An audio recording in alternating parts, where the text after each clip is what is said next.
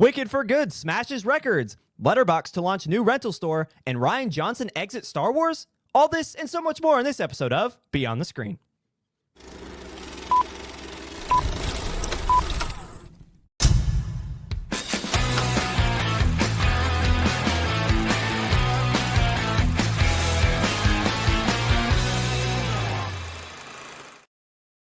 Hello, everybody, and welcome to another rendition of Beyond the Screen. I'm your host, Ryan, and with me, as always, is the one and the only Jake Holtzclaw. Jake, what up, man? What up, man? What up? Nothing. Dude answered that. He asked, then answered it, and it was nada. You ever answer a question with another question? It cracks me up because you were like, what up, man? What am I up to? Nothing. Not a lick. Not a lick. Motorcycle part. Ordered it last weekend. I thought it was going to get here today. It sat in the mailbox since Saturday. I had no idea. I could have been on that installing.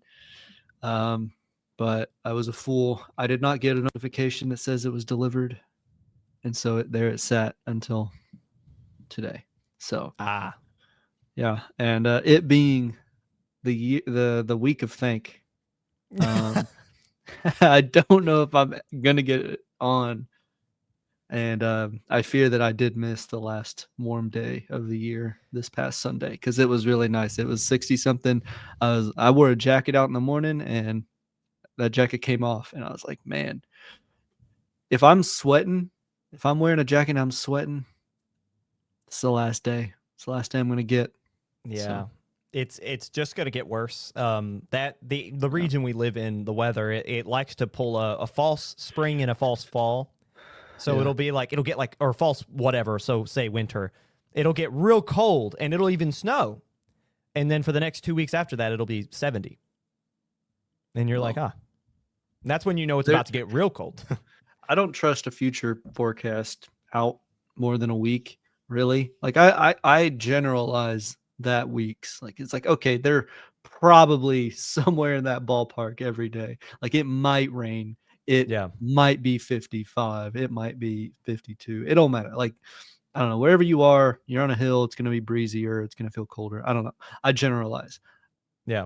A month out, there is like one day that like cracks higher than 55 and it's like mid-December. And I'm like, I don't think so. I don't think so. All the other days are like 30s and 40s. So it's not looking good, folks. Yeah.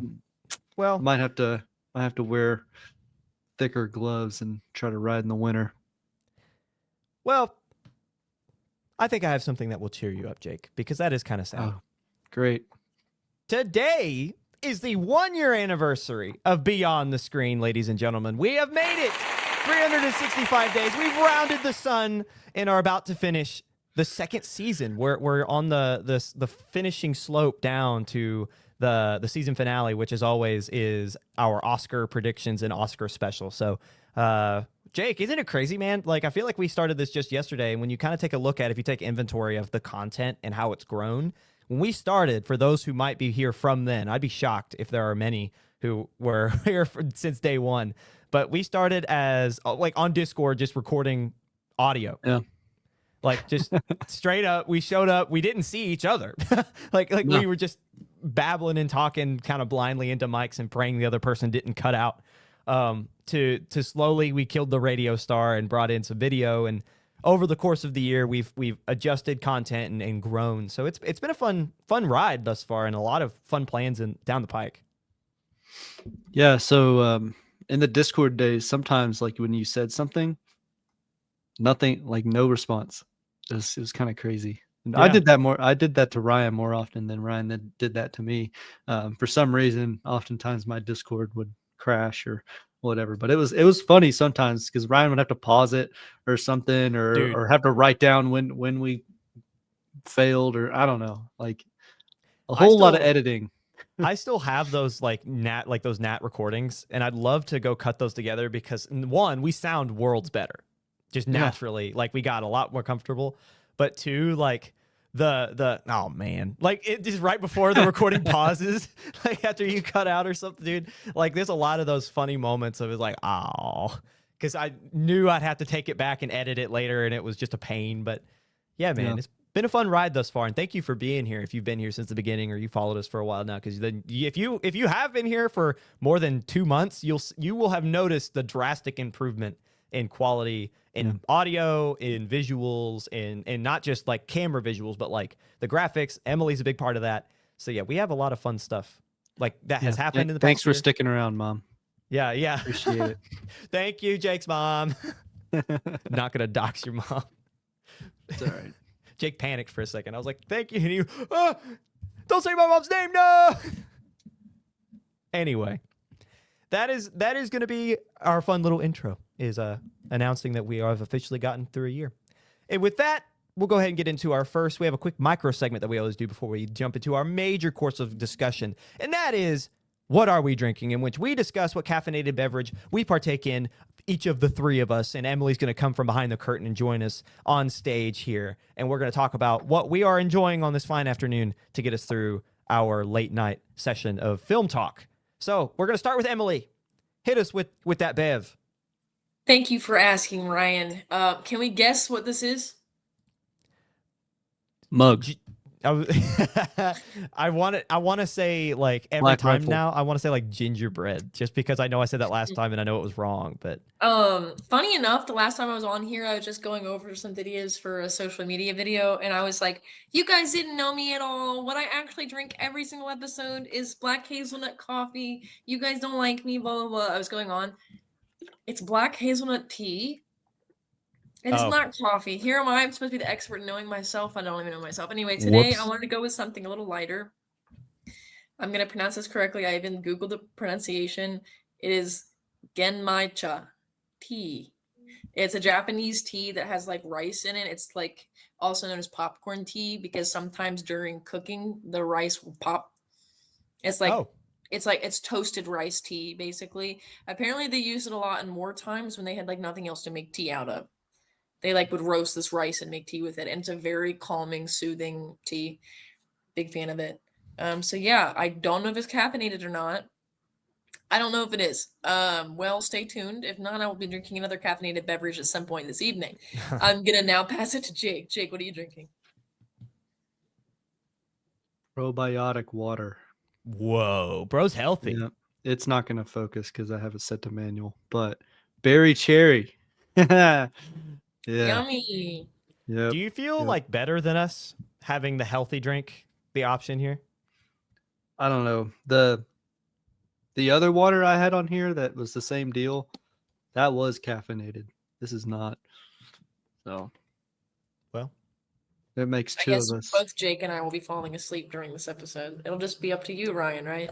Don't worry, guys. I am making sure to drink enough for you guys. I am double fisting, and I've already done one of them. I started the night with tea, just normal black tea, and now we're carrying on henceforth with the peach mango V8 energy. We getting out here, man. We've been going since I made the social video that you guys will probably have already seen by this point.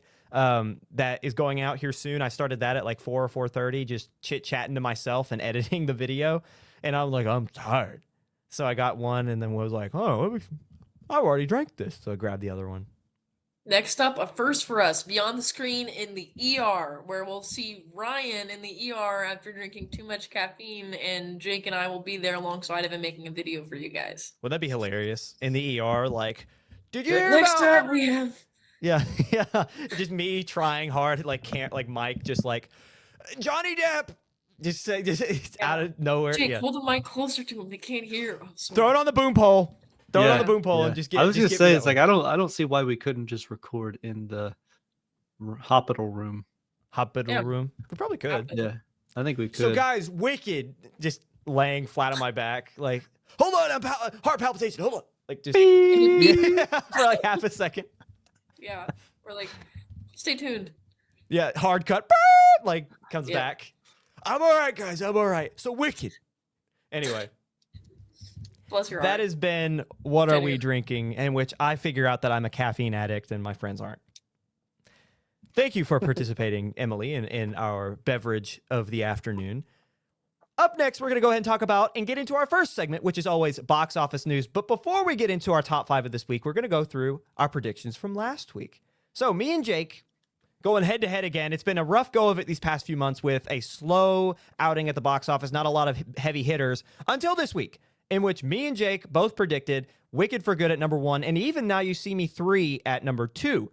We started to differ at number 3 from this past week, with I had Sisu Road to Revenge at 3, and Jake had The Running Man at 3. Our number 4s were flipped, so I had The Running Man at 4, and Jake had Sisu at 4. And at 5, I had Predator Badlands, and Jake had The Rental Family. So while we had a lot of similarities, outside of number 1 through 2, we kind of started to deviate a little bit. How did we do, you might be asking, in this past week? Well, we finished the exact same. Both of us got 1 and 2 correct, because we both predicted the same 1 and 2. We both got number 3 wrong. I got Running Man at 4 correct, and Jake got The Rental Family at 5 correct. So if you've been paying attention and keeping track of which ones we got correct, you will know that our top 5 looks as follows. Wicked for Good finishes first after a dominant box office weekend. Now You See Me 3 finishes second. The Running Man, Predator Badlands comes in 3rd, The Running Man at 4th, and The Rental Family at 5.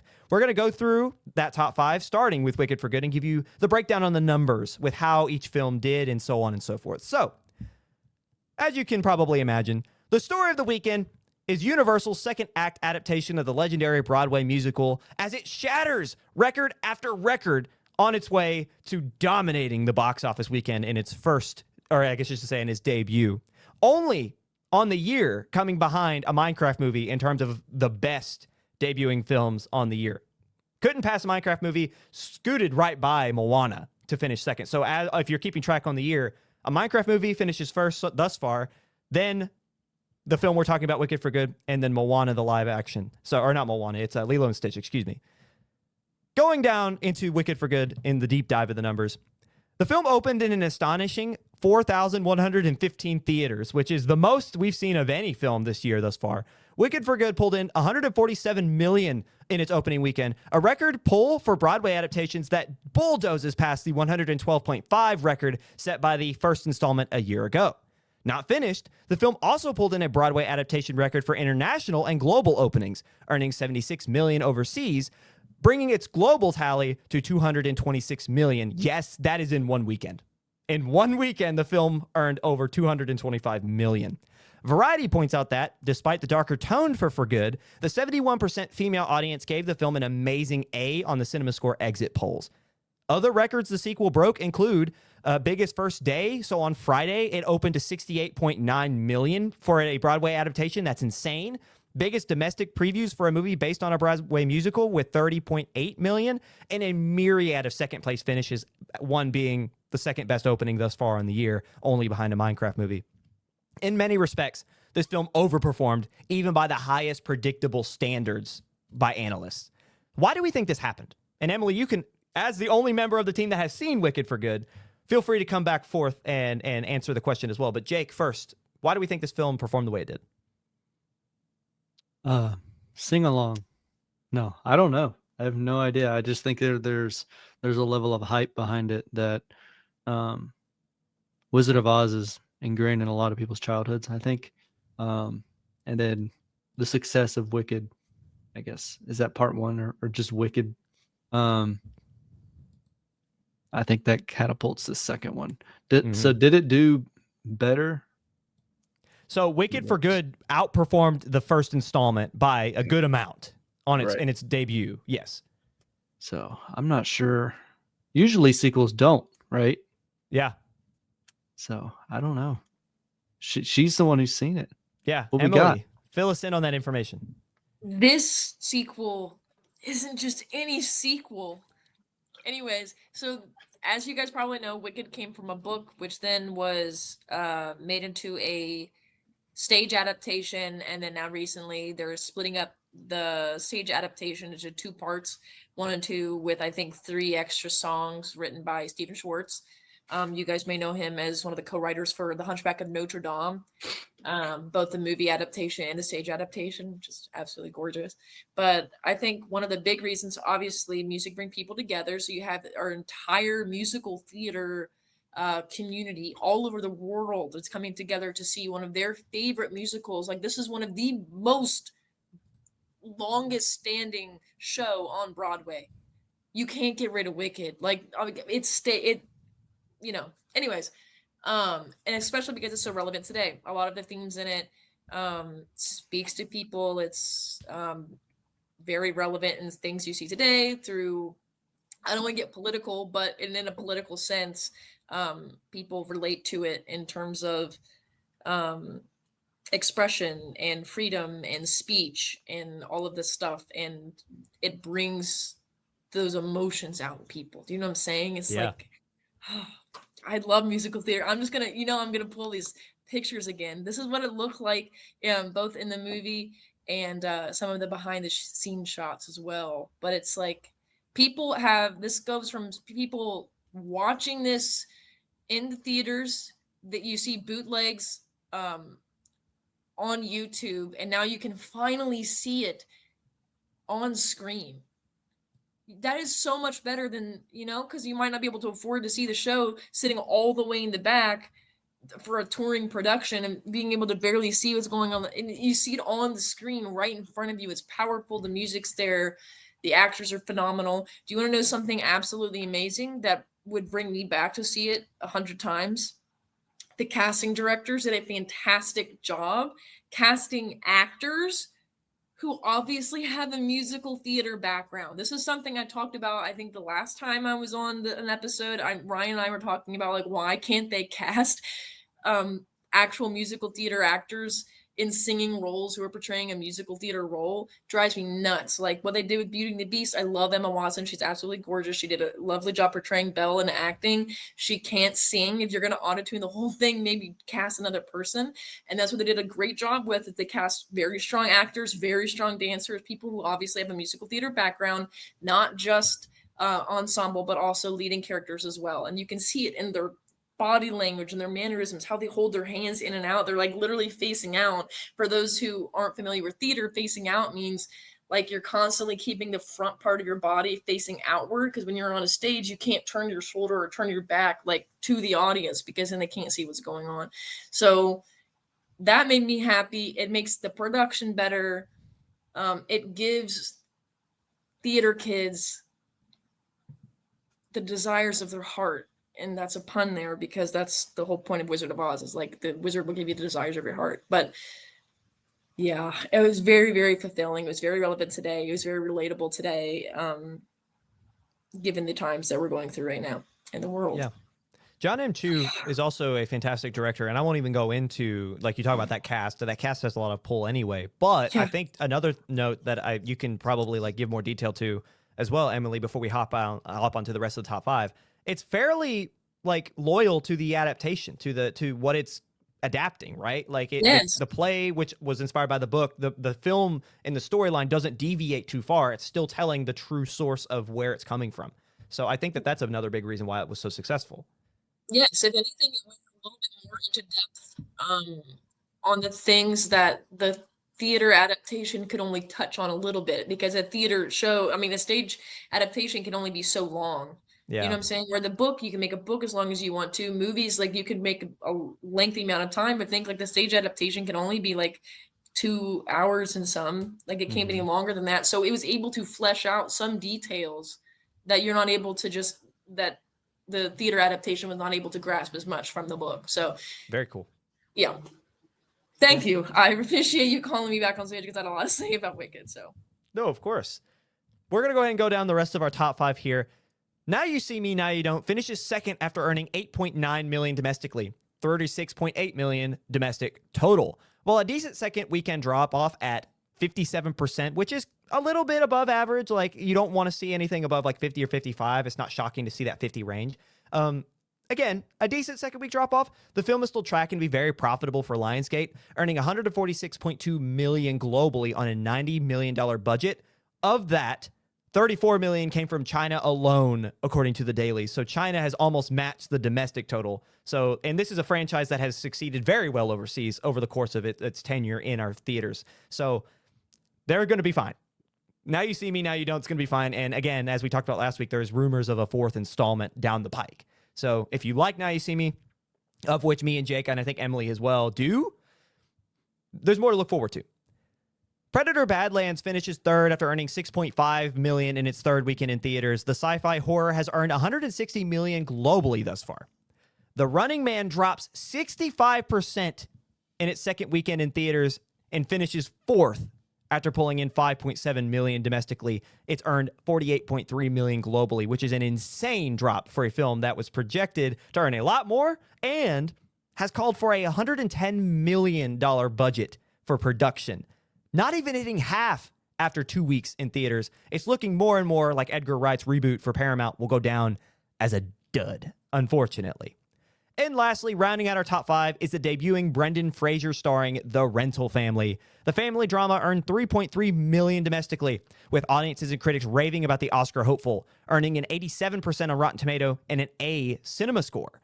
Other news around the box office: Sisu Road to Revenge opened 6th after pulling in $2.6 million, and Regretting You finally drops out of the top 5 after a month in theaters. Jake, what do we think about the box office beyond the top 5 or even 6? Beyond the screen. No.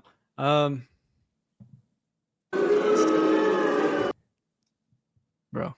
I think Running Man flopping sucks for like Stephen King, right? And so that's the second one that's failed since it, I guess, right? Or has he had another one between them?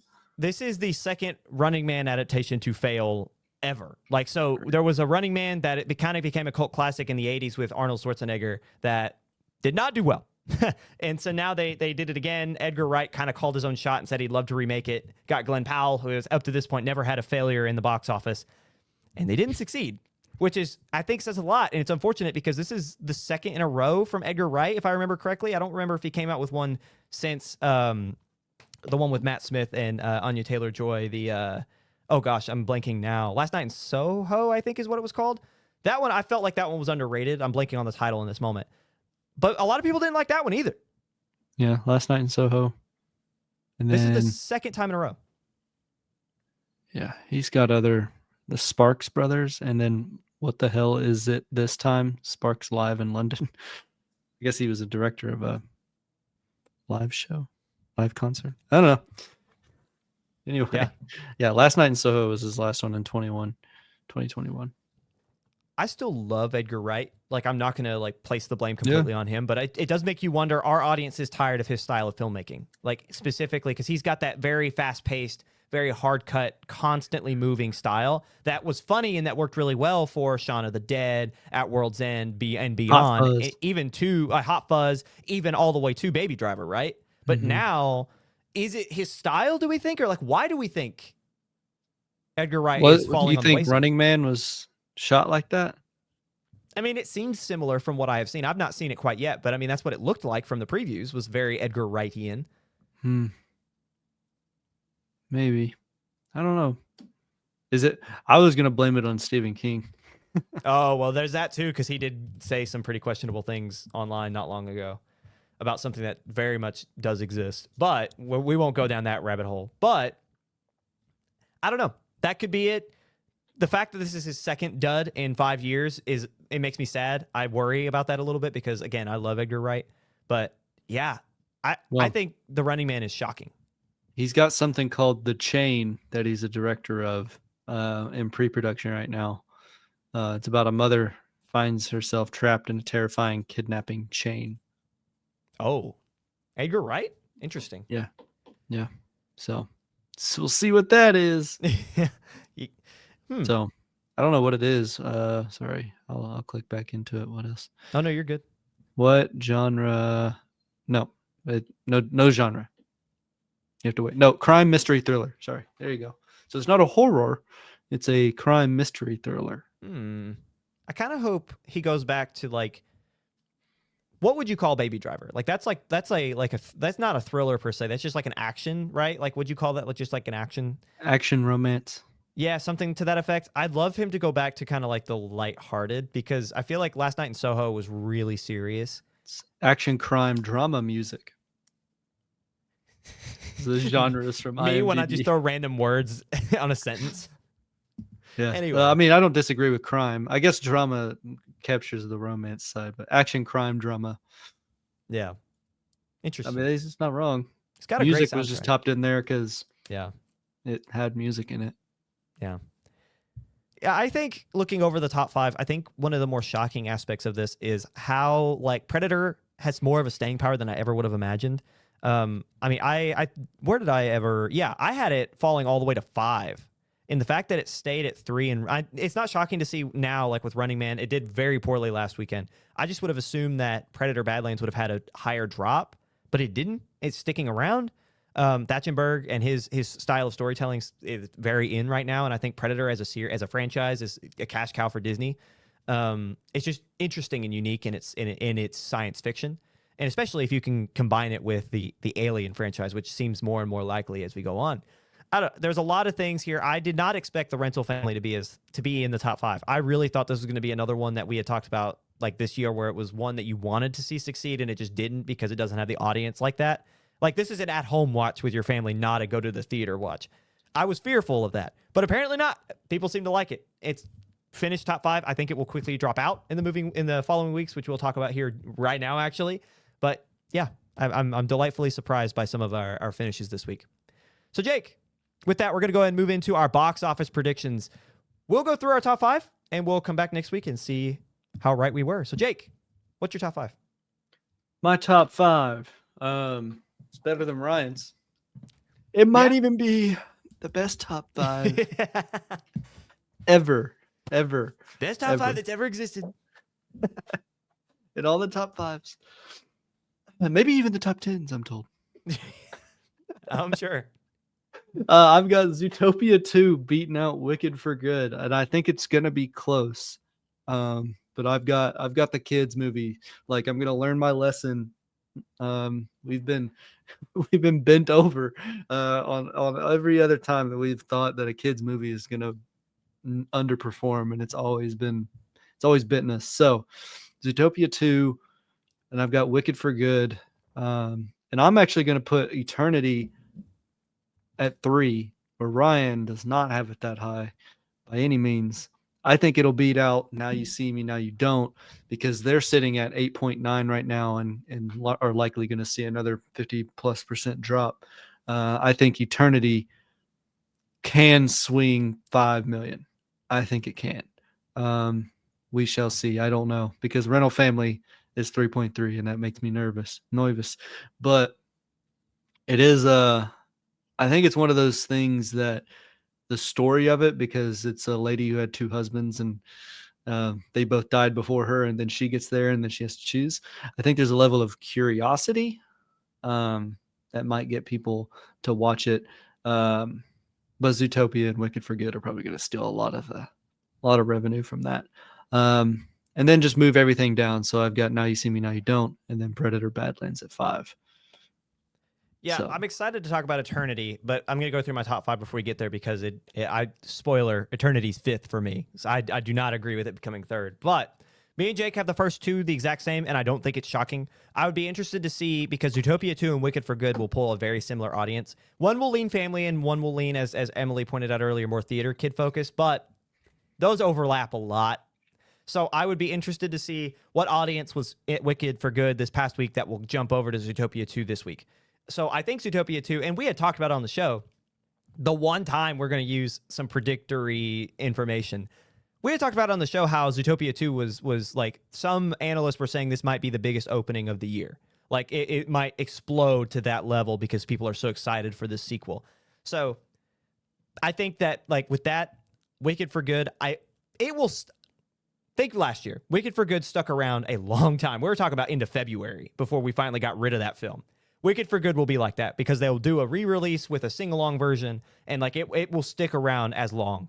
But Zootopia 2 is one that I think it will hit hard and hit fast, and it will be one that will have it'll have staying power more than what we think of in terms of staying power, but I do think Wicked for Good will outlast it in the long run. But Zootopia will dominate this upcoming week, which the films have needed, right? Like Hollywood's needed some wins in a row. So were you going to say something, Jake? Sorry. Are we going off the 5-day or the 3-day? Doesn't matter. Does it not matter? We're just predicting overall.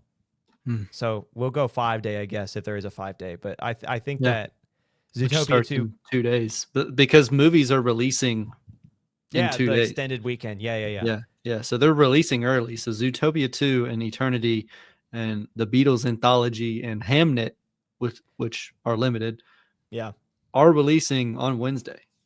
The same audience that will go to theaters to see any of those will still go to see Now You See Me or Predator. Like it's not like those two films still being top 5, still being somewhat new releases, even if they're going on a month or 2 to 3 weeks, they're still new enough that people will go out to see them.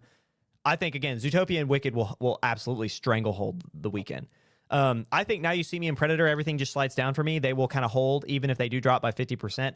I do not see Eternity earning more than the 3.3 that The Rental Family earned this past week. Exactly what you said.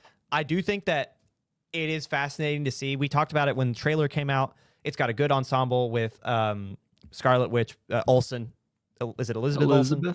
Yeah, Elizabeth Olsen. It's got Miles Teller. Like, it's got a good ensemble, but so does The Rental Family with Brendan Fraser in cast, right? So I think they're in a very similar line. I think that they will pull a very similar audience. And the thing is that Brendan Fraser and The Rental Family pulled the same audience that Zootopia and Wicked for Good pull, right? Like, I think that we're going to see, I will be shocked if Eternity finishes above 5th. If it's 4th, okay, fine, but it will not be above that. Like, I think we will see it be around that $3 million mark, just because that audience, a lot like The Rental Family, will be struggling to pull in like the same audience that Wicked and Zootopia. Your top 5 is fake news. Yeah. With that, we're going to go and move on past our first segment. So coming up after the break, Letterboxd drops a video rental store and Rian Johnson officially out at LucasArts. Hear about it up next.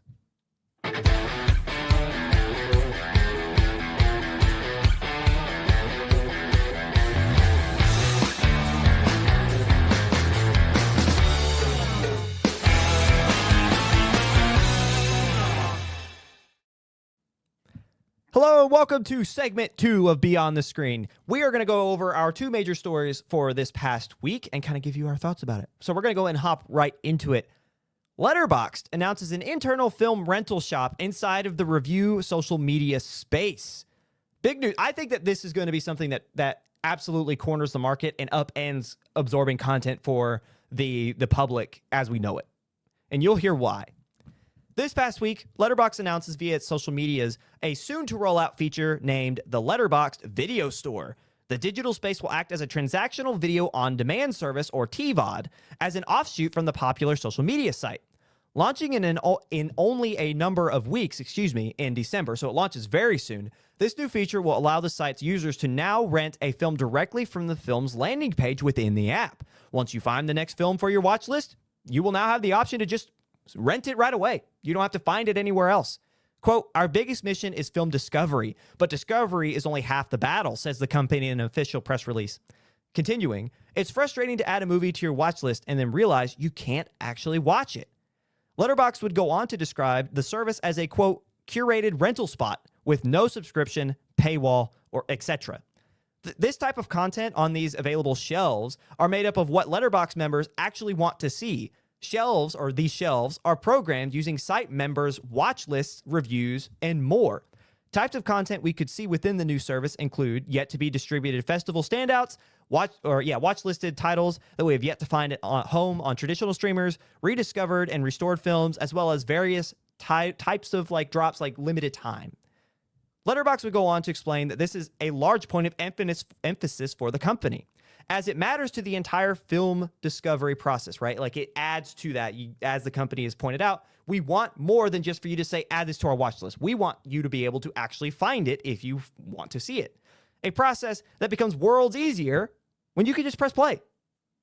Furthermore, the type of content is curated from the very users of the site. The site promises to keep users engaged with what is being added and when through everything from community boards to push notifications right to your phone. Naturally, there are some unanswered questions and vague pieces of information. We don't currently know what the cost per rental will be, but more likely than not, it will be dependent upon the title and the region of the renter.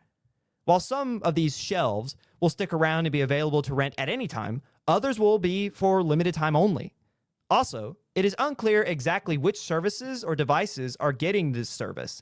The site lists web, iOS, Android, Apple TV, Android TV, Chromecast, and AirPlay as current options at this time, but admits that new devices and services are currently in the works. So they've kind of given a broad view of where it could be going, but not comprehensive. And as a Roku user, it's not there.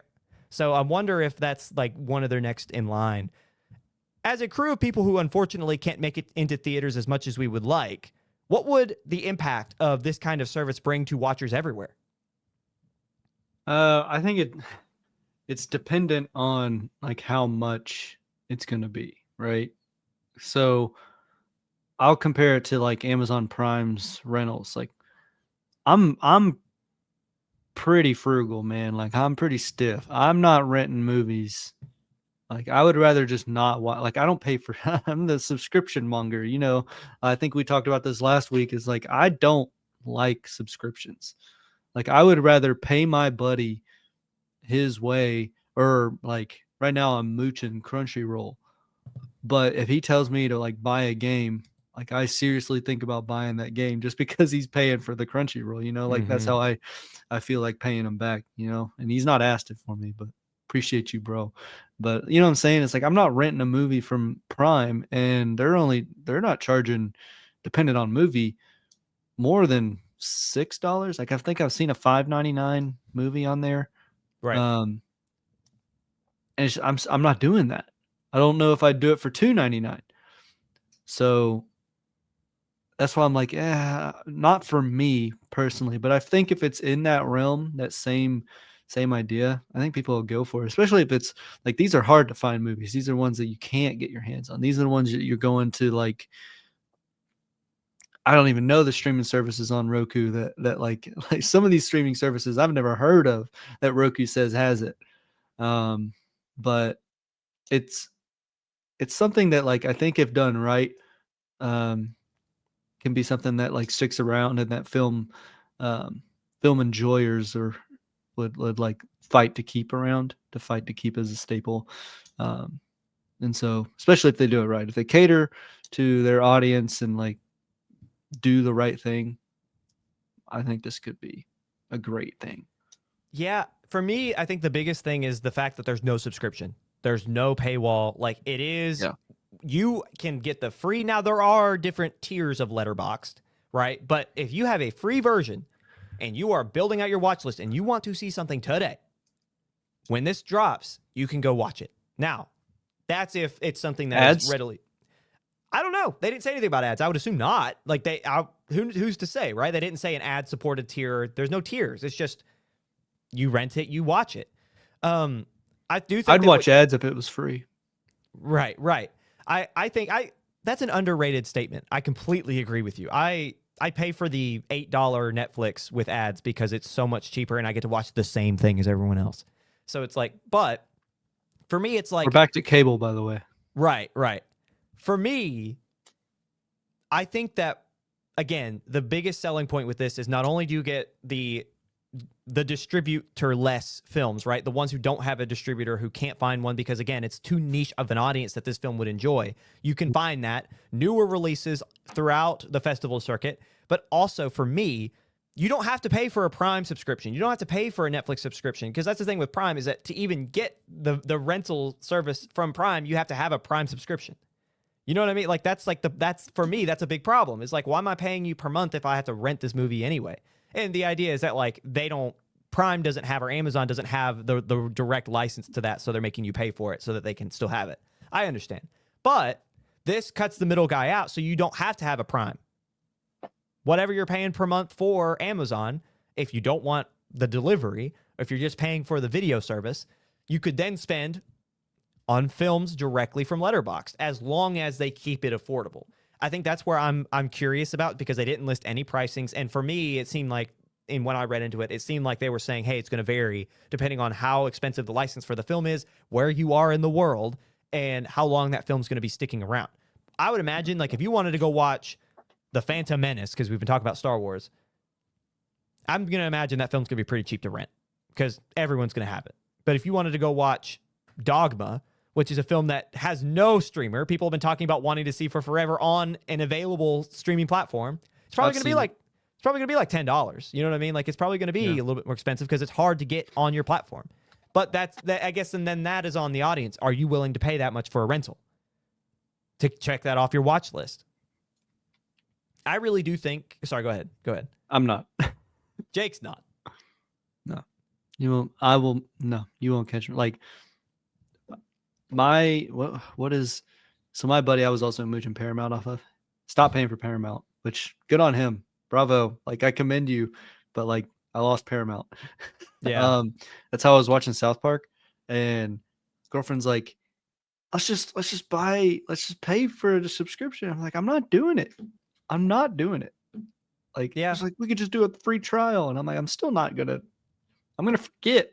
I'm gonna forget, man. I just don't give into that, man. I don't like this subscription world that we're in. So renting's a little bit easier to swallow. I don't know if I'd spend $10 to watch Dogma, though.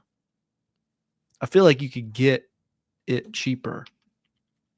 Probably, but you get what I'm saying. Like, buy it physically cheaper, maybe. But like, I don't know. And that $10 mark would just be shooting off a number. It could be $5. But I don't know. My opinion on it is, I think that this will upend a lot of the problems people have with streaming services and subscription-based models, is because, like, instead of, again, imagine if every film, say this works out to the perfect extent, every film you could ever watch, you're not going to get the Netflix originals, you're not going to get the Hulu originals or the Prime originals, but every film you really want to watch is going to the theater that you would go watch. You could just rent. Instead of going and paying for all these extra services, instead of going to the theater, you could just rent it. Now, does that take that? There is a dual-edged sword there, because it's like you're taking money from the box office. However, I think this will completely upend. I think that this is a threat to the streaming world if it succeeds, right?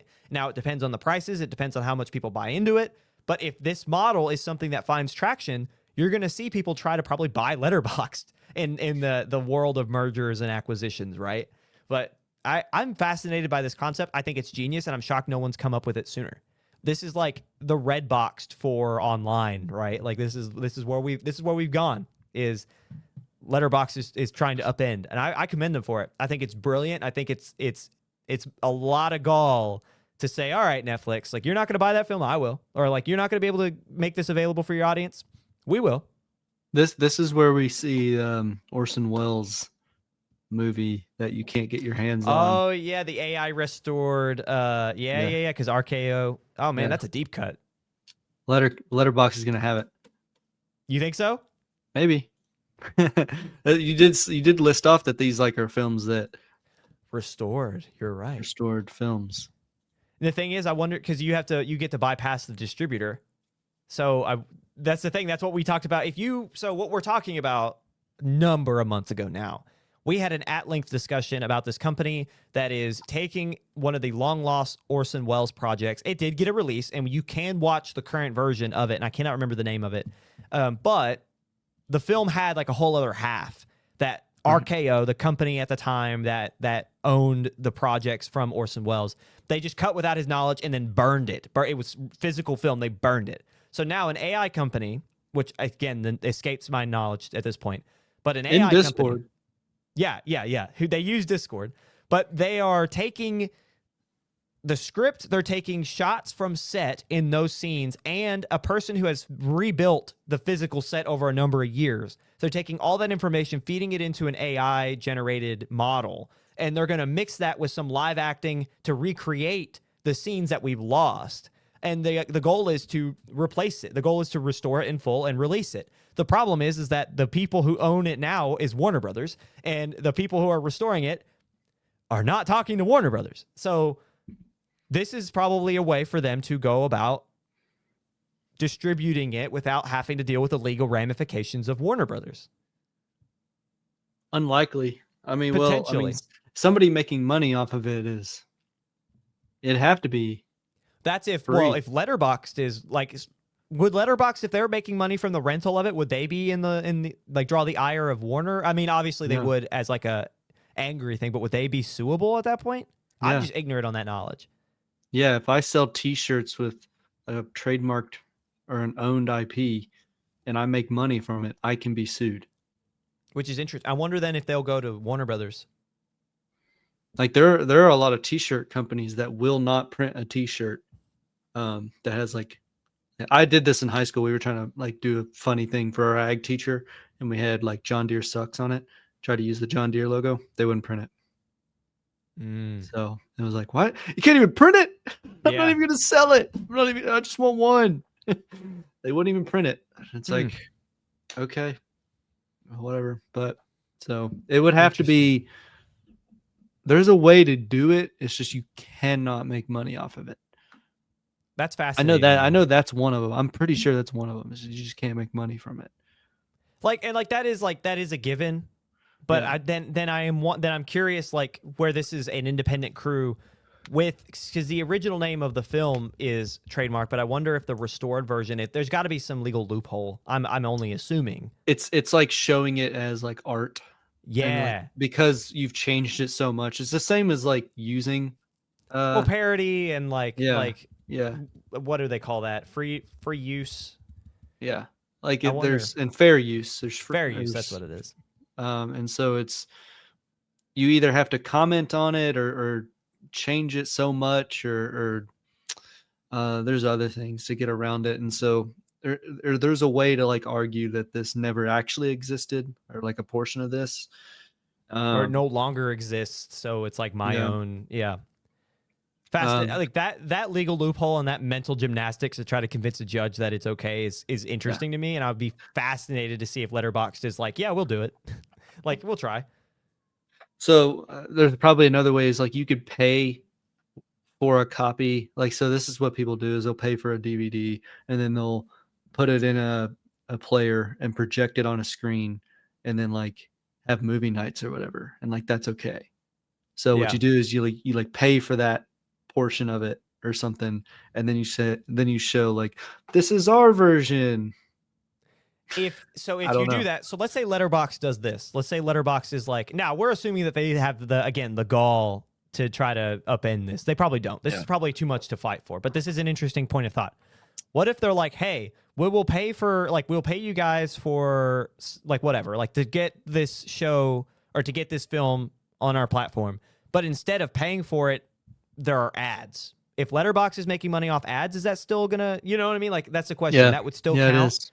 Yeah. Yeah. Okay. Never mind. Yeah, then because that goes back to that had to be straight free. Then that goes back to YouTube videos and using copyrighted content or music, and then like YouTube literally will not let you put an ad on that video. You cannot monetize because of it. So so then they just have to show it for free. Yeah. There are exceptions where like you share revenue. Like on YouTube, you can have ads because and if the person who made the song, if it's like AC/DC, if they're lenient enough, they'll share revenue, and so you'll get half of the proceeds of the ad revenue. And then AC/DC will get the other side, which is awesome. That means you get to use their music, and like I don't know why people don't do that more often than just like cramping on people's style. And it's like, I can't use AC/DC because I can't get my ads. Like some people live off their YouTube videos, but anyway, it's like it would have to be either an agreement with Warner Bros. From, I'm not sure if it had to be both Letterboxd or just Letterboxd, but both Letterboxd and the creators or something. Yeah. Like the creators are just straight up. If they do anything with it, they need to be careful, very careful. You can create it and show your buddies in a Discord all day. Yeah, that's not a problem. That's like an artist like creation. But as soon as it goes like mainstream, and they're claiming it, if they claim it as their own, they definitely can't do that when it's public. Again, so the whole reason this conversation is even happening, and this is again kind of a deep cut, but it's because of the loopholes that this company is doing to even be able to create such a thing, which is why it's like, okay, how would Letterboxd, this is a mental exercise of how can Letterboxd levy and take advantage of this service to show something that right now has no distributor and will probably never see the light of day until that said AI company and production house try to go to Warner itself. So fascinating. If I was Letterboxd leadership team, Oh, they're I not probably touching wouldn't it. touch it. I wouldn't No. touch it. Nope. Like why would you take the risk to touch that? Right? Like it's just not wise. No, And well, like I mean, you can't ask for permission because you're definitely gonna be told no. It's one of those things that you just can't. Well, no, but the thing is though, is that like the principle of restored films, unreleased films, no distribution films, like that, like this fits right in that wheelhouse, which is why we even got on that conversation, which is why maybe just to set a precedent and to show that they are cool like that, right? Like they're trying to get more people to rent their stuff. Like, hey, we'll fight. We do this. And even if they're told no, it's something like, it could be something as simple as, yo, Warner, can we do this? And Warner's like, no. And all Letterboxd has to do is turn around and say, well, we tried. And then they're right where they are, right? Like they're right where they need to be with fans. They didn't lose anything or gain No, anything. like it was a matter of if they smack the hand, they smack the hand. If they don't, they make money off it, right? So it's like whatever. So I'd be fascinated to see if they even try and how, if there is a loophole, how they take advantage of that.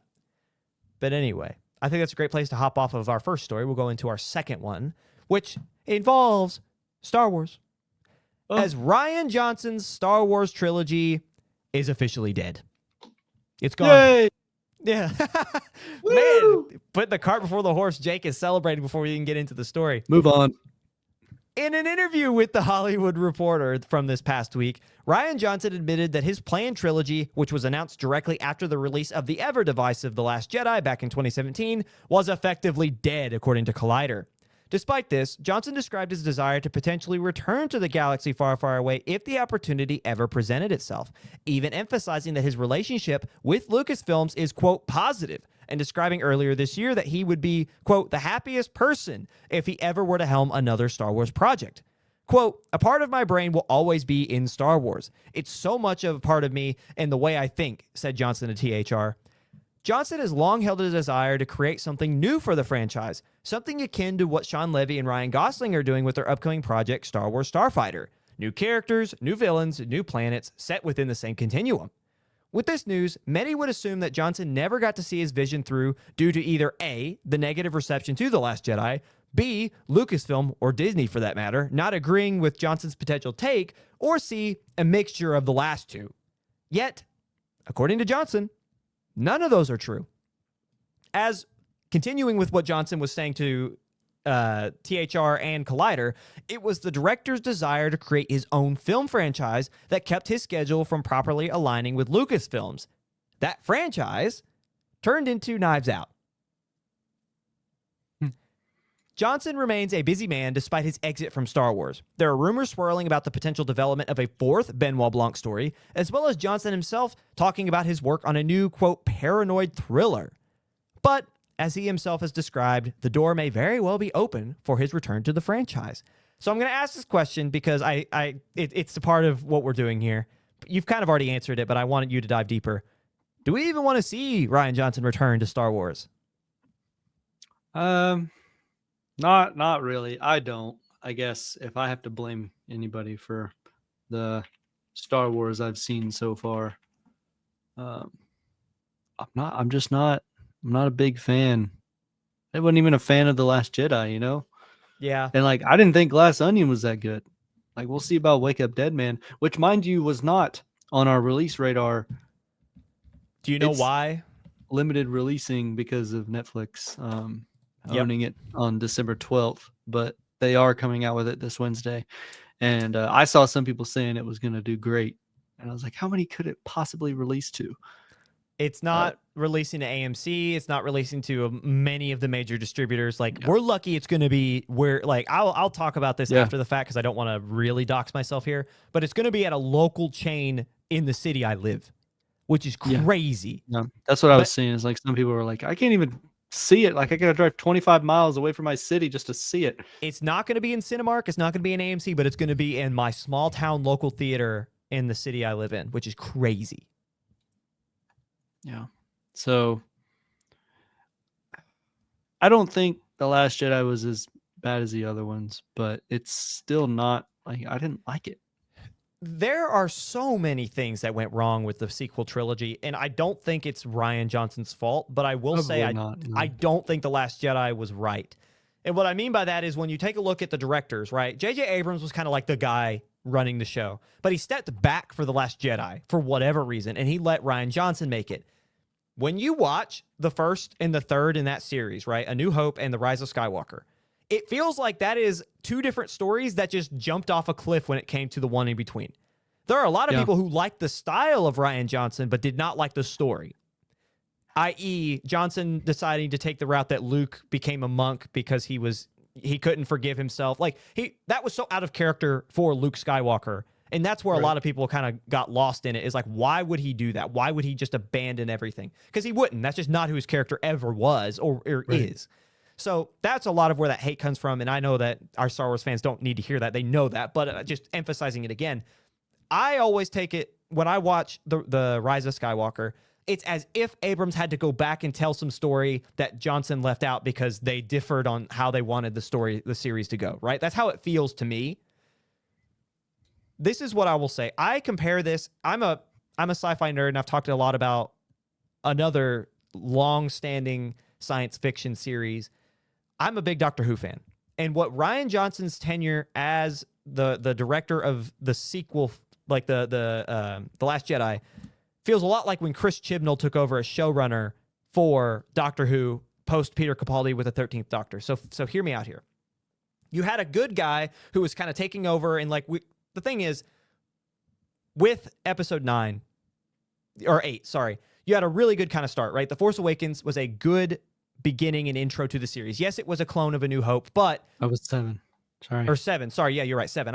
Apologies. Excuse me. We're talking about 8, but now 7. 7, yes, it was a kind of a copy and paste of A New Hope in many ways, but it was a good introduction to these characters, right? Like Finn being a defected stormtrooper, Rey and her unknown heritage, which when growing up in that was a point of discussion for that whole time, was like, who is she? That was a cool era to live through, right? The idea of like Kylo Ren is such an awesome character, and it just Adam Driver did so good. There were so many things that were going for it. Even post The Last Jedi, when we were all upset, there were still things that were like, but this can still be sick if the third installment is just good, right?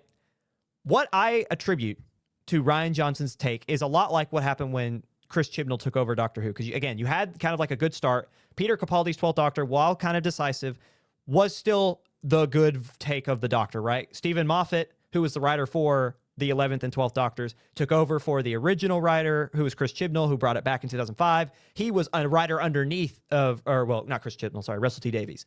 Russell T. Davies started it back in 2005. Stephen Moffat was underneath of Davies. Davies stepped back. Moffat took over, and then everything was fine. Then Chibnall took over. Chibnall and Rian Johnson both have similar styles. While Rian Johnson is a little bit more in the sci-fi realm, they're more like, think the Knives Out type, where they're more true crime. Chris Chibnall did Broadchurch before he did Doctor Who, and he is fantastic. Rian Johnson and Chris Chibnall are both fantastic writers, and they're both fantastic creators in this realm and storytellers. The problem is, despite being massive fans of the sci-fi IP that they overtook, they missed the mark because they misunderstood the characters.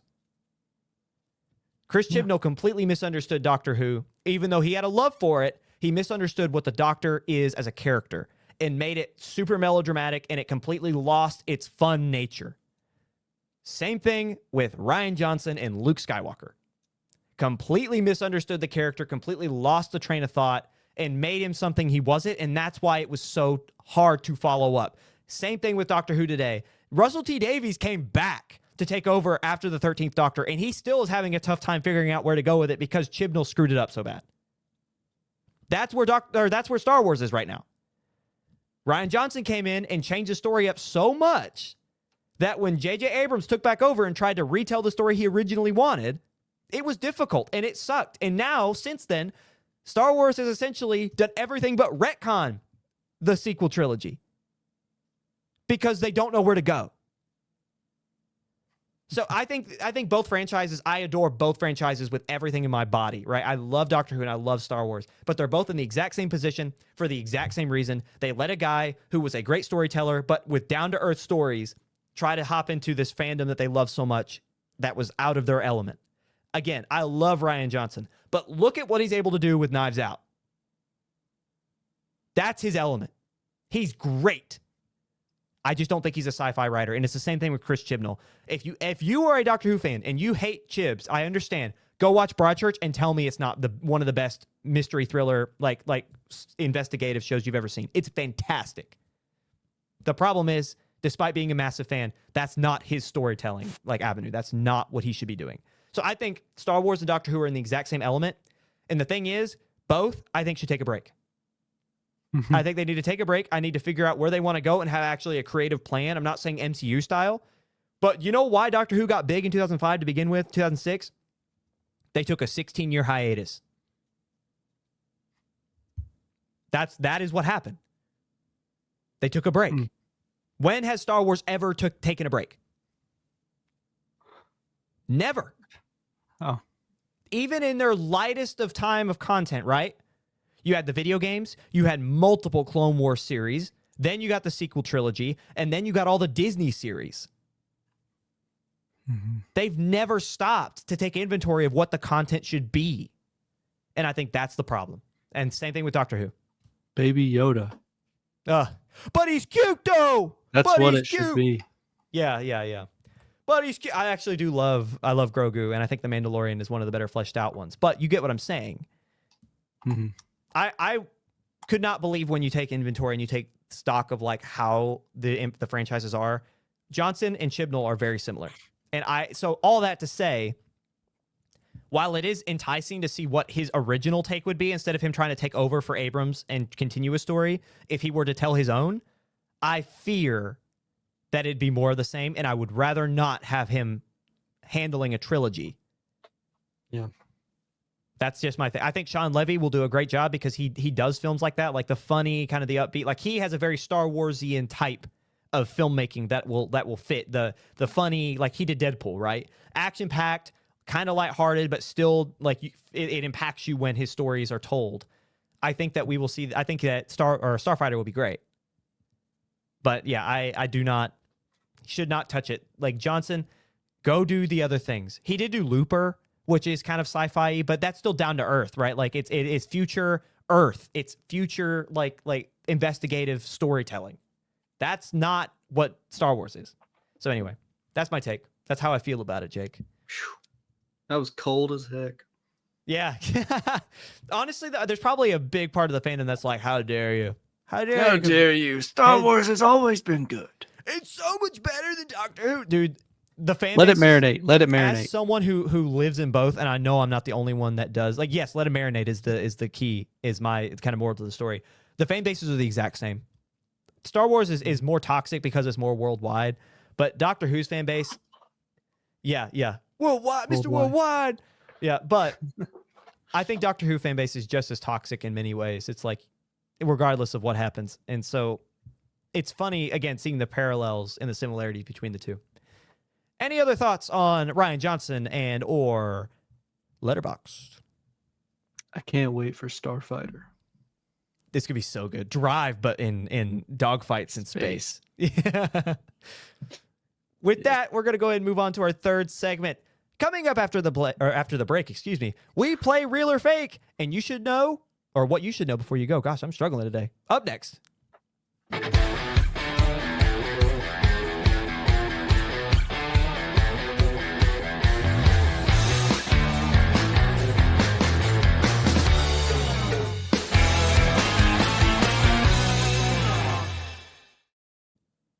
Welcome back to Beyond the Screen. You made it to segment 3, which is always what you should know before you go. And as we've been doing the last 2 or 3 weeks, we're instituting a new game, which we will call Real or Fake.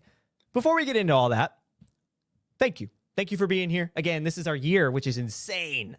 I don't want to go back over and rehash everything we talked at the jump, but thank you for allowing us to do this. Thank you for enjoying the content that we do as well, I should say, and allowing us to just kind of blab.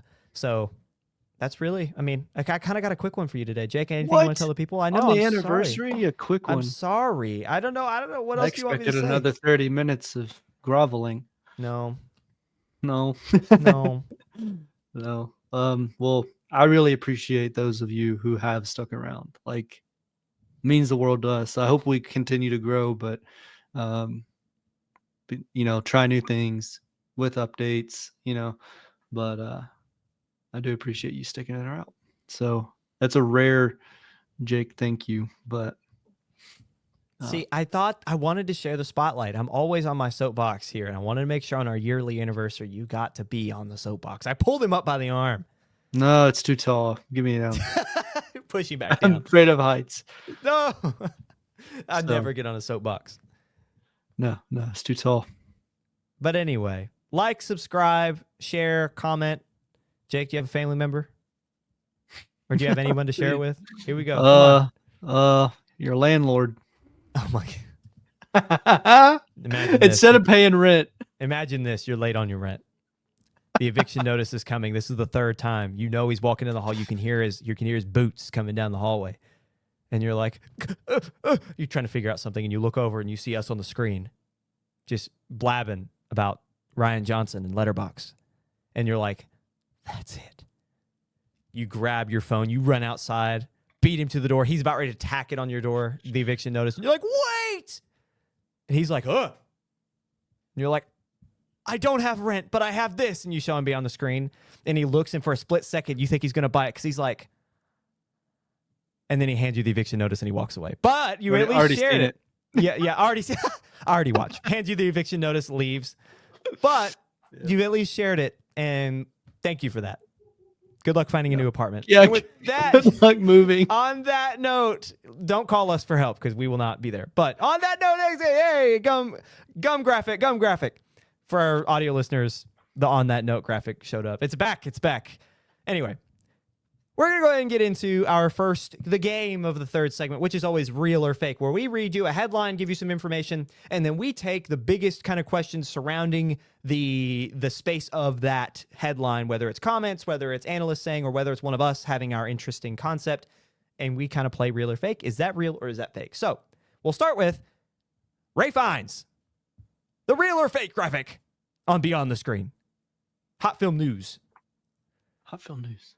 We'll start with Ray Fiennes, as we got our first look at the beloved actor as President Snow this past week after Lionsgate released the first teaser trailer for the next installment into the Hunger Games, which, as many of you, if not all of you know, is named Sunrise on the Reaping. It is the Haymitch prequel, so getting that last bit of backstory before we know the whole thing. So real or fake? While still a great, if not an all-time great actor, Ray Fiennes was the wrong choice to play a younger President Snow. And Emily, come back forth because you have a very strong opinion on this, but we will all answer. Maybe. She's tempted. I think. Fake. I think. Yes. Here we go. There you go. I'm here. I was just finding a visual for you guys to go ahead and look at our three President Snows. There's not to many share visuals this out there. opinion. This is from Instagram.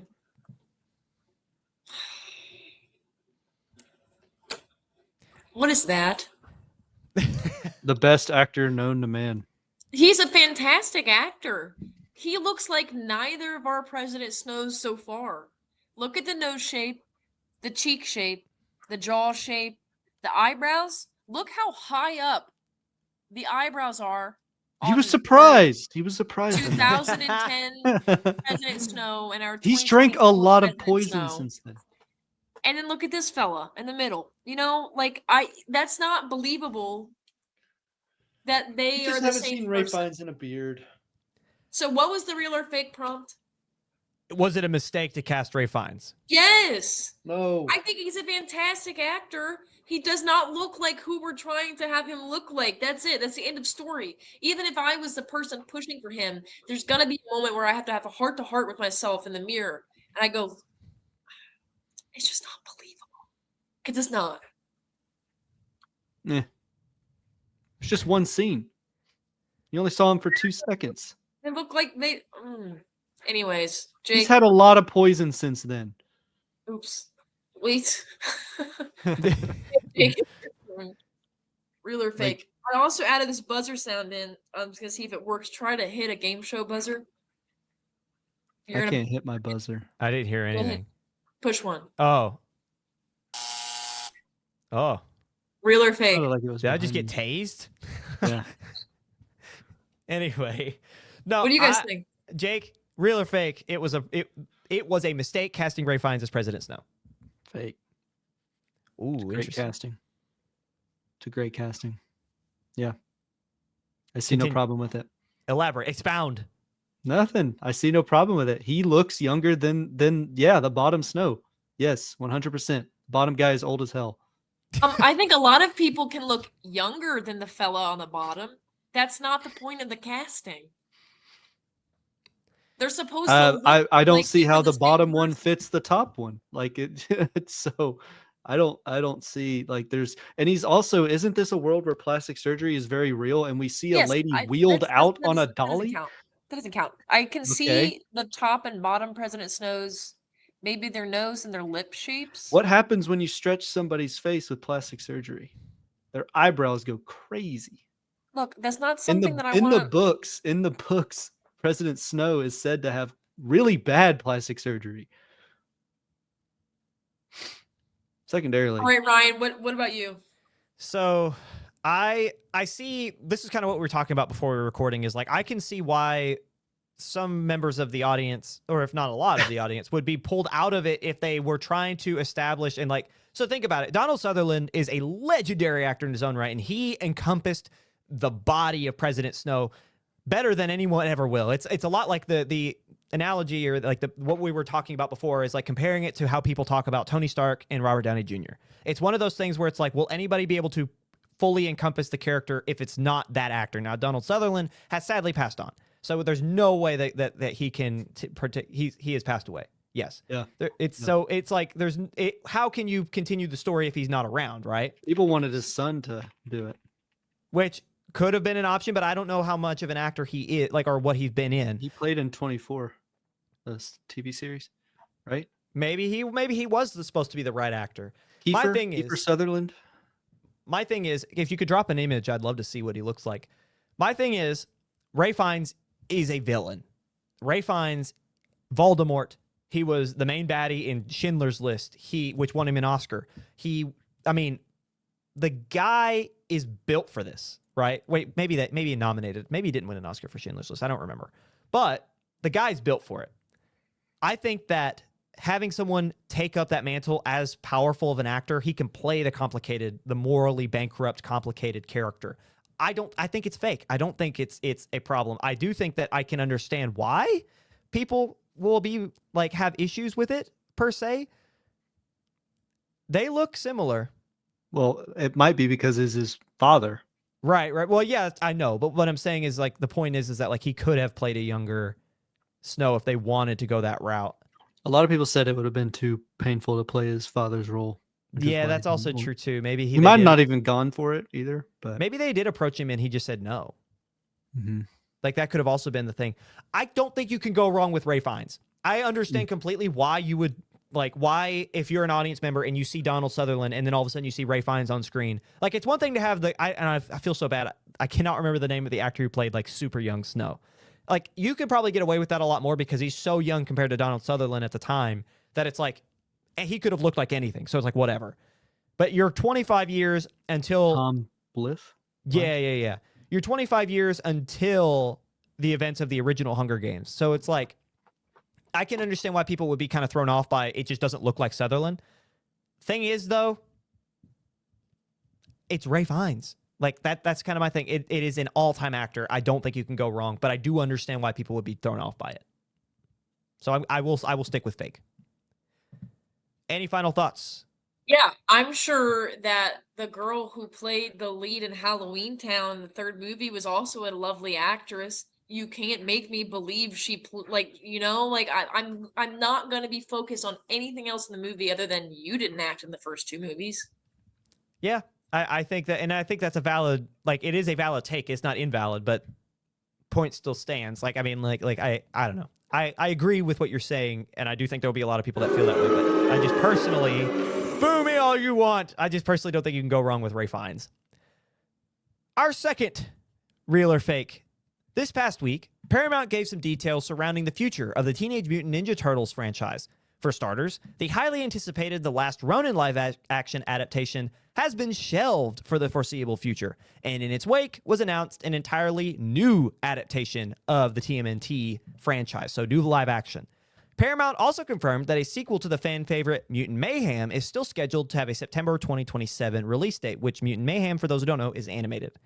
In short, all of this signals Paramount's clear commitment to the Teenage Mutant Ninja Turtle brand under the production house's new Skydance leadership. So Jake, real or fake, Teenage Mutant Ninja Turtles does not have the same pull with audiences that it used to, especially with the youth of today. And this commitment to the legendary IP will prove to be a mistake. Real or fake? I think dropping Ronin was friggin' stupid. How do I say that? I'm trying to find where you wrote that. Okay, sorry. I think it still has a pull with audiences across the board. Like, I still think they're still coming out with animated content like Cartoon Network or TV shows. So Paramount owns Viacom, which owns Nickelodeon, and so when we were kids, that amazing Teenage Mutant Ninja Turtles show was on Nickelodeon. Yeah. That was a long time ago, dude. We're on the second generation of children from when that was popular. Yeah. Well, I mean, and we got a live action one too that was still kind of cool. It was cool. I don't know if the movie did well, but it was cool looking. That was the Michael Bay version, I think, is what you're talking about. Yeah. It just reskinned Transformers on a more personal size. Yeah. And that's why it was cool. Megan Fox was even in it. Yeah. The same. We're about to make a load of money. Yeah. Slow motion, explosions, and Megan Fox. What more can you want? Ronin. That's what I could want. So yeah. I think that this is sorry, go ahead. I think that the move that they made here, the commitment that they made here to drop Ronin, and I'm going to be butthurt about it. I'm going to say that that's real, that it will be a mistake with what they're doing. But I don't know if I can agree that it doesn't have the same pull as it used to, because I still think it's good. It's a good story. Yeah. You just have to tell it properly, right? Or differently than others have in the past. I think what's real is, and I do think part of what they're doing is a mistake. And I do have some backstory that I didn't include in this because I was interested to hear your opinion first. It's specifically shelved, not canceled. So Ronin, the reason why, according to reports, why Paramount's not moving forward with Ronin first is because they do not want to establish a new audience with their first interaction with the franchise being the dark and really upsetting story of The Last Ronin, right? So they'd rather contrast with something so drastically that it might not even succeed. From what I understand, and from what's being reported, that they wanted to reestablish and restart the franchise before they go to something like that. So I think what's the mistake, because that, if you count them up, right, you have the new live action reboot, the continuation of Mutant Mayhem, and then potentially Ronin later. And you know, if the first film is somewhat successful, there's going to be multiple films. So you're talking around 5 or more films in Teenage Mutant Ninja Turtles, whether it's a live action adaptation, if they continue with Mutant Mayhem past 2, because if that's somewhat successful, it's a kid's show, it might be successful, and then Ronin later if they decide to come back to it. I think the problem is they're not reestablishing in the way they should. I.e., point in case, what I had said earlier, the Teenage Mutant Ninja Turtles show that we watched growing up, right? Turtles in a Half Shell, Turtle Power, right? Like that with that amazing theme song. It's a long time ago. Kids today are not watching that. They've not seen that. So I think that you have to connect first with your audience. I think Mutant Mayhem is perfect. I think that is perfect for what it's for, and I'm excited to see that they're continuing that franchise.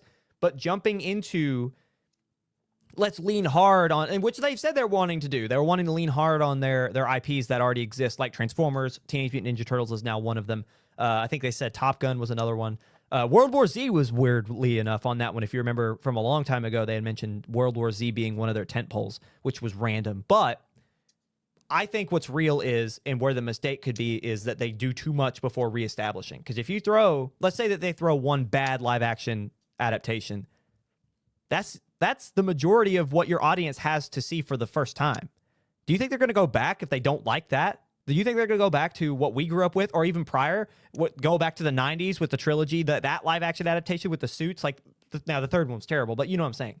It's like, they're not going to do that. They're just not. So I think the mistake is not taking more of a cautionary route. I would much rather see them hit hard at Mayhem and then a series on Nickelodeon again. Like redo Teenage Mutant Ninja Turtles and hit it for a younger audience like they did with Mutant Mayhem, and then go into developing the series, like the live action series, so that you actually have that audience reestablished.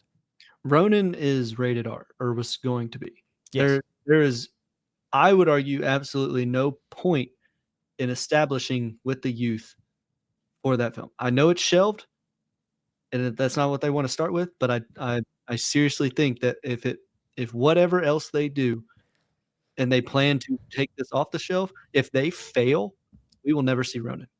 No. And that's that is a great point. I think that's a fantastic point. I don't know. It's going to contrast either way, is your point. So they should just go ahead and make it. They should make it because it's a rated R, and that's not, the youth they don't, number one, probably don't even know who Ronin is. Wouldn't otherwise, because they don't, not into the comics. Yeah, no, we barely are, right? Like our generation is barely into the comics, but like I know about Ronin, and it's a great story about loss, and grief. And so with murder, I mean, like it's rated R, like, so I don't know how they were going to do it, if they were going to do it like Michael Bay's, or if they were, in my mind, I thought of it like Michael Bay, but I don't know if they were going to do it animated. I don't know how they were going to do it. But I think that should be a standalone on its own. Doesn't even have to be part of a universe. This is like Batman. This is like its own deal. All right. And then you can move on with whatever. Mutants of Mayhem and stuff like that. So I am very mad about this. I think they had a really good thing going, a lot of public like support for it, and they shelved it. Well, think about those. And now I think that, again, you've made nothing but, you're spitting bars right now, because that's exactly right. Is the audience that would still have interest in that were the ones who did grow up like we did. Not just us, but the 90s kids and the 80s kids who grew up with the OG cartoon and then the live action remakes in the 90s, or the adaptations, as you say. Then us. That would have been where, like, I understand why that was so highly like anticipated. But it seems like they're wanting to hit the youth. Like they're wanting to, or at least that seems to be what they're trying to do. And I think it's a mistake to not first, if that's the route you're going live action immediately. I think that's going to give you some problems. I really do. I think Mutant Mayhem was perfect for what it was. I think it's a great way to reestablish in the minds of the children who would enjoy it more. But I think you're exactly right. If you really want to see the interest for it, make a Ronin alongside of the cartoon and then do the live action, because it's going to contrast either way. I think you're completely right with that. But I think the mistake comes from leaning so hard on it without having established with the audience you seem to want to go towards. I compare it to the Batman, like, because I just expect it to have that following. Yeah, 772 million worldwide. It's that type of character that I don't know, just that strife is so heavily desired right now. That's why people are seeking out, the Joker, and it's DC, but like these characters, Drive and Blade Runner, like, I don't know, still very popular. Yes. So I don't know. I think it's probably one of the worst decisions in this IP to not come out with one, because we'll never see it. I agree.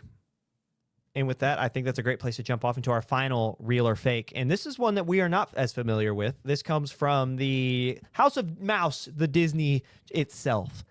Owl House creator and animator Dana Terrace tells fans to, quote, unsubscribe from Disney Plus, pirate Owl House, I don't care, end quote, following Bob Iger's reveal of AI integration into the streamer and across the Disney brand. This is just one creator / Hollywood talent who has lambasted Iger and the company in the weeks leading up to today.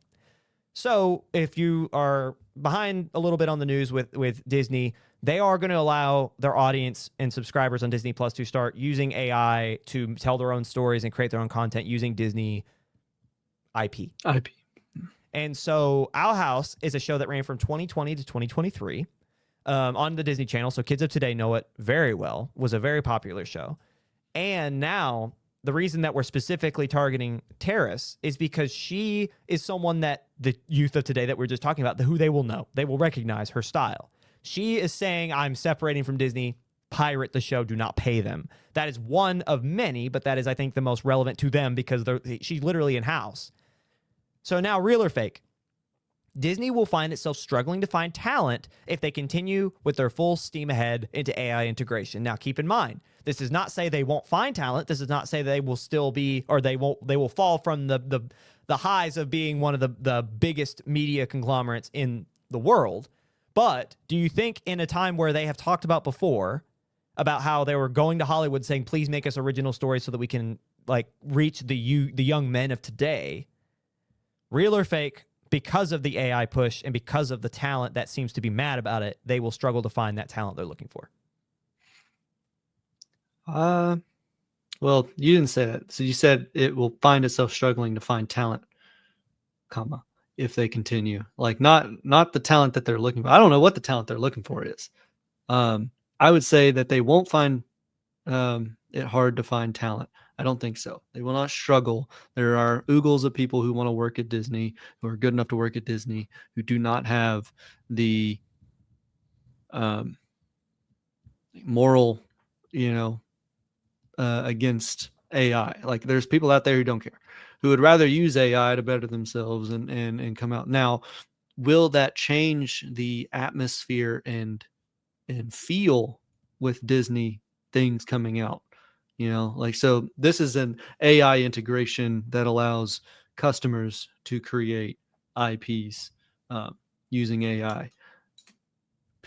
Losing your talent just creates a different scape of content that you house or that you still own. And so we're just going to see a shift in the type of content and probably even looks.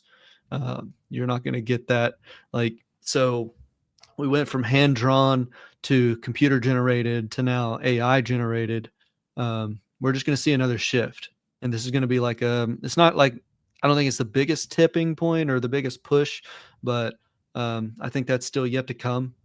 But we're definitely going to start seeing a whole lot more of a different look from even computer-generated. Same as like when you went from hand-drawn to computer-generated. We're just going to see a different look going forward because you're fleshing out your current employment and your current creators for new creators who, I mean, what they produce, it looks different for both AI, for their, talents and their, I guess, like, just because you use AI integration doesn't mean you don't have the talent to create art. And like these are the talent that they would be hiring aren't just dudes on their couch creating it with AI. They do have, there is a level of knowledge and expertise in utilizing it. I'm not going to discount that the people that they would be hiring are not going to be skillful in what they do. Right. It's going to look different. You can't argue that it's not going to look like AI looks a certain way. And no matter how good it gets, there will still be, and I say that now, I won't say that in a few years, like you're not going to be able to tell the difference. But right now, you're going to be able to tell. There's going to be a shift. Well, I think this is a great point, but it is a little separate because I think that the anger from Dana and from other creators is that they're allowing audience members to use the IP that they created for whatever. And they're not these types of people you're describing. You're describing the talent that might integrate into AI and use that in their art. They wouldn't care. I don't think they would care. Right. So, because if you're applying to work at Disney and you know these things, those are the individuals that I would love to see my character be utilized by the people who love my character. There are people who think that way. The people out there who create a character and say, here you go, Reddit, here you go, Discord, like this, utilize it however you see fit. Pepe, like meme culture. Yeah, like, yeah. Use the Wojak as you see fit. You Yeah. know, like there are characters out there that people want people to create new things with. Like it's not necessarily Well- like, and I'm using these as examples, not that I agree with it. I'm just saying that like there are individuals out there who want the spread the joy that their character brings. Yeah. Well, and that's why the copyright laws exist the way they do. If the person who owns the copyright dies 75 years later, it enters public domain. Like that's why that concept is why that law exists in our country. But also too, something to think about as well, to prove your point. When the original Tron in 1982, I think is what it was, whenever it first released, it was barred from the Oscars because people thought their use of CGI was cheating. Very similar to what we're seeing today. I'm not defending it. I'm not saying I'm for it. I'm just saying that is something we've seen before. And to your point, I think you're not incorrect. In terms of the real or fake here, will they struggle to find talent? Now, specifically, I'm thinking when I read something like this, and you got to keep in mind too, this is coming right after Disney got in a fight with YouTube TV over ESPN Plus, and you had a swath of people saying ESPN's not what it used to be, and YouTube's got all the cards, and then they didn't, right? And so people are saying very similar things here. It's like Disney's not the only, like they're huge, but these creators are going to flee and go to other places and blah, blah, blah, blah. I think this is fake as all get. I don't think Disney's going to have any troubles. They're going to integrate AI, and AI is going to become more and more prevalent, just like CGI, like we had talked about. And that money talks, that mouse money, not little, right? So I think this is completely fake. I think that they will have people who will use the talent combined with the technology that the company wants to move towards, and they will pop out stuff again. And as AI gets better, we won't even be able to tell what's, you know what I mean, the difference. So I think with this, where I do think that it will be interesting is the original content that they're trying to get from Hollywood writers to bring in these young kids, right? These young male audiences. Will we see that be impacted, right? I don't really know. Will these people, these young writers or these writers who are trying to make it in Hollywood, who don't really have an attachment to Disney, will they take a Dana Terrace route and say, I don't want to work with you because you're gonna use a machine to take my job, right? You're gonna take the content I make and allow people to make whatever they want with it. Like, will that be impacted by an established writer who's not necessarily connected to Disney? I don't know. That's a broader conversation. But in terms of with people online say, like in the comments saying what they're saying about Disney, they're gonna be fine. It's Disney.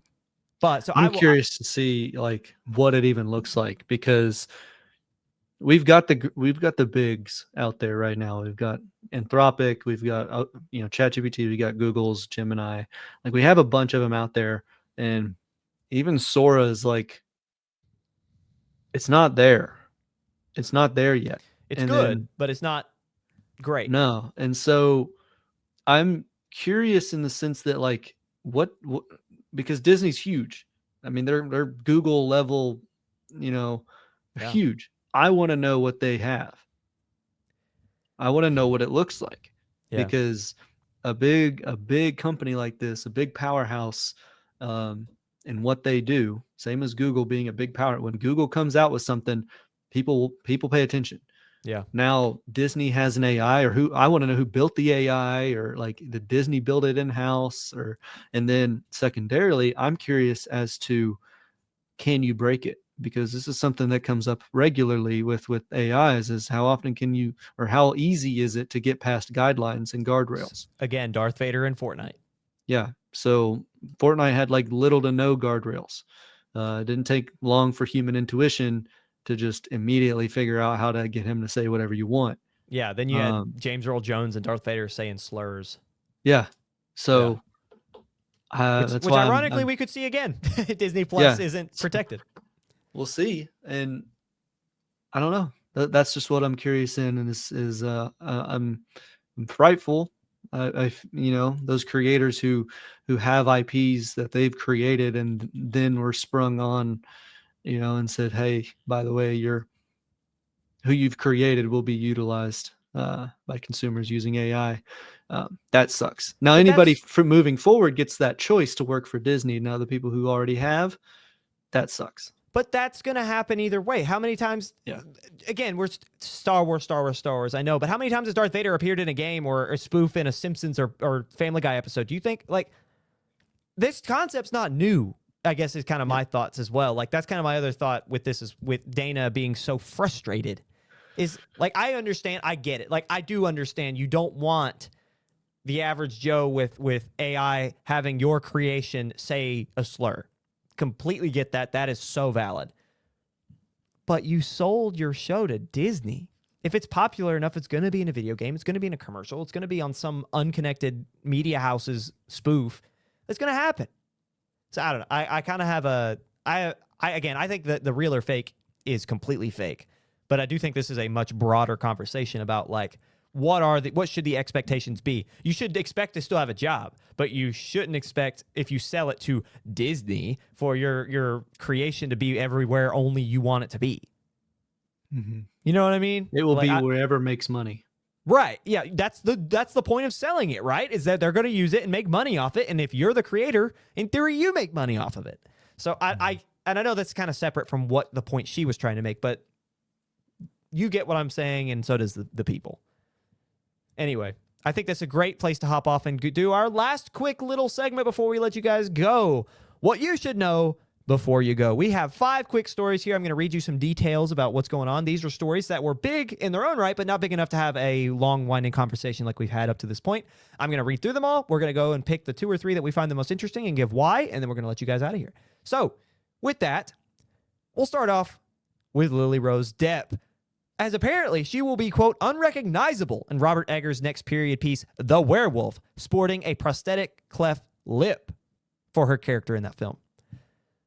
Moving on, the Sydney Sweeney starring biopic Christie just had the worst second weekend at the box office for any film in cinema history, having a 92% drop and only earning around $100,000 in its second weekend as a major distribution. Whoa. Yeah. I'll let that sit for just a second.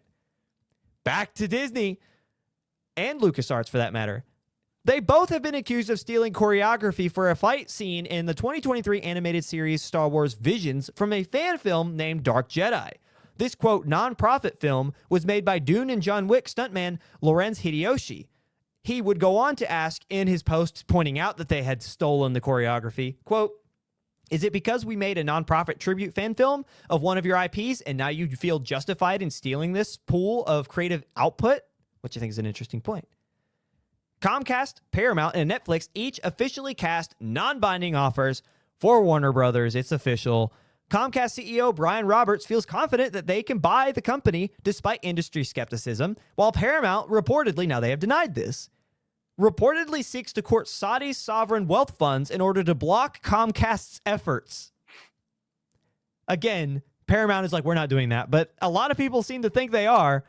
And Netflix promised to honor theater releases if they were to buy the company. Again, industry insiders are skeptical if they would even hold that, which they wouldn't have to if they buy it, but that's their promise. They put in an offer, and that's what they said. Even though Ted Sarandos, who's one of the chief executives at Netflix, has in the past few months been very adamant about not doing theater releases. Apparently, they won't do it with this. Anyway, and lastly, Breaking Bad star Aaron Paul will not be returning his character Powerplex in season 4 of Invincible due to the part being, quote, just way too grueling on my psyche. Again, that's another one to kind of let sit for irony's sake. Didn't he say it didn't align with his mindset or something like that? Something like that. And I was like, Jesse Pinkman, what was his name? Pinkman, like aligned with your psyche, dude. Yo, Mr. White. Yes, science. I don't know. Like, I respect his decision. Like, I thought that was a very interesting character, and he but sure, if I don't see Powerplex again, I'll live. Like, I think his story was told, but I just think that was the only point I had to make was like, oh really? So El Camino and Breaking Bad, that making meth aligned with, but yeah. Anyway, that was just a joke I could get off there. But I sent Ryan the Disney and LucasArts choreography theft, and it's dead to rights. The video comparison, it's like they had mocapped the fan film into the actual Visions episode. It's insane. It's like literally movement for movement. So I'm trying to find it to show you guys if I can. Yes. You gonna look up the YouTube video or no? the I found comparison? a. Here, I'll do this. Give me 1 second, ladies and gentlemen. All right, I'm gonna put this on the screen, Emily. So as you can see, the top is a fan film, and the bottom is the official animated like series. And while their weapons are slightly different, even like the bang on the ground to get up, Yeah. every angle, like this is the exact same. Yeah. Yep. Thank you, Emily. Yeah, I'm gonna get rid of it now. But what are we doing? Theft, thieving. Yeah, yeah, and it's in its highest form is what that is. And Blatant. I love how like they didn't change anything. Yeah, sure, one of them has like a dual edged blade, but other than that, shameless. Yeah. Yeah. I hope that goes somewhere. I do too. Like it may have just accused, like just word he just said that they did. I hope they do something. I hope there's grounds, and I hope somebody like says they'll do it pro bono just to take a hit at Disney and get a settlement or something, because they're gonna settle. It's not like you're gonna take down Disney off of this, but you're gonna get a little change. You're gonna Is get a there little pocket room change. for that for an IP they own though? You know what I mean? Like that's kind of my thing. Is like they literally own it. It's a fan made film of a IP they own. Does Disney? I don't know. That's what I'm asking. Is that a loophole in our legal system? Like if I own something and someone makes something similar and I'm like, oh, I'll integrate some of that into my stuff. Is that theft? I think it's theft, and I would love to see something come of it. Because they worked on the choreography. You could say they stole the choreography as an art form. Yeah. But does that get into like personal trademarks? Because you like intellectual IP is such a gray area, and it's hard to like, you know what I mean? Like, can you? Yes, you can. I like choreography. You can trademark choreography. I think of Michael Jackson's moonwalk, right? Like I'm sure that in some capacity, like for let's say you put Michael Jackson doing the moonwalk on a piece of like a T-shirt and you sell that, you could probably make money off it. But it's like Disney definitely made money off of that, and they definitely stole it. So yeah, definitely stole it. But yeah, I don't know. Can you sue for intellectual IP thievery, even if you're making the choreography in or through an avenue that is owned by the other people that stole it? It's hard if some say you have to register. Like, and this is just me trying to read through all of these. Documented work and meet the requirements as original, expressive, and coherent composition of movements and patterns. I just don't think they would have done that. Prove ownership and prove infringement. I just don't think they would have done that. It's on video. It's there. No, but they're gonna have to register it, is what you're saying, right? I don't think they would have done that. Because like, why would you? You're making a fan tribute film.